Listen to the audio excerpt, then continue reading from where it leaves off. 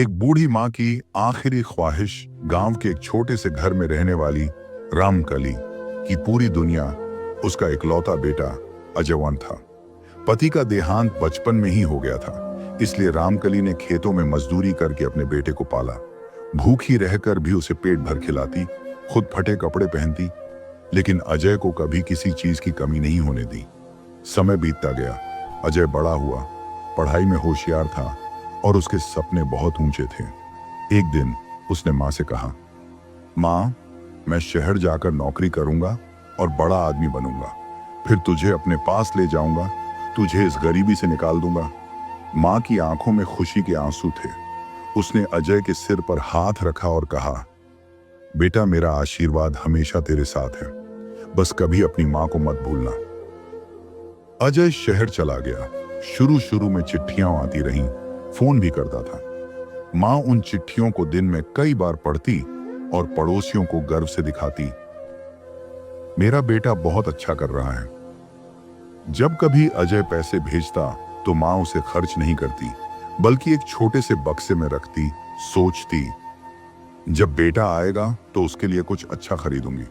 लेकिन धीरे धीरे चिट्ठियां आनी बंद हो गईं, फोन भी कम होते गए।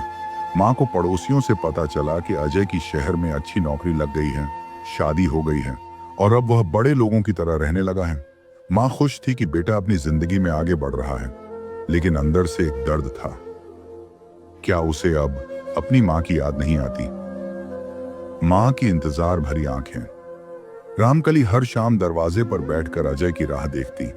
जब कोई बस गांव में रुकती तो वह दौड़कर देखती कि शायद उसका बेटा आया हो, लेकिन हर बार मायूसी ही मिलती। गांव वाले पूछते, अम्मा, कब आएगा तेरा बेटा? वो मुस्कुराकर कहती, बस अब कोई भी दिन आ जाएगा, उसने वादा किया था। लेकिन दिन, महीने और फिर साल बीतते गए, अजय नहीं आया। आखिरी मुलाकात। एक दिन रामकली ने हिम्मत की और शहर जाने का फैसला किया। पुराना बक्सा खोला जिसमें बेटे के भेजे हुए पैसे रखे थे।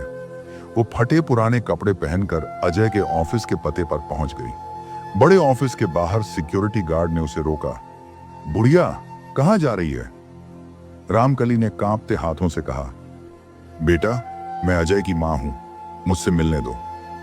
गार्ड ने उसे धक्का देकर दूर कर दिया, लेकिन अंदर से अजय ने जब सुना कि कोई बूढ़ी औरत खुद को उसकी मां बता रही है, तो उसने स्टाफ को कहा, उसे कह दो कि मैं बिजी हूं।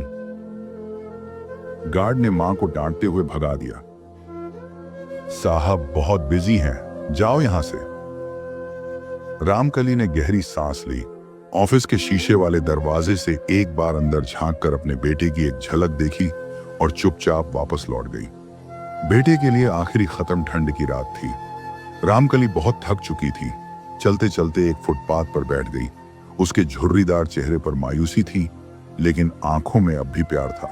सुबह अखबार वालों ने देखा कि एक बूढ़ी औरत ठंड से ठिठुर कर उसी बेंच पर हमेशा के लिए सो चुकी थी। उसके हाथ में एक कागज था। बेटा, तेरा इंतजार करते करते मैं थक गई हूं, लेकिन जब तू आएगा तुझे मेरी बाहों में सुकून मिलेगा। जब अजय को यह खबर मिली, वो भागता हुआ आया। उसने अपनी मां का ठंडा शरीर देखा और फूट फूट कर रो पड़ा। लेकिन अब पछताने का कोई फायदा नहीं था। जिस मां ने पूरी जिंदगी उसकी राह देखी, अब वह उसे हमेशा के लिए छोड़कर जा चुकी थी।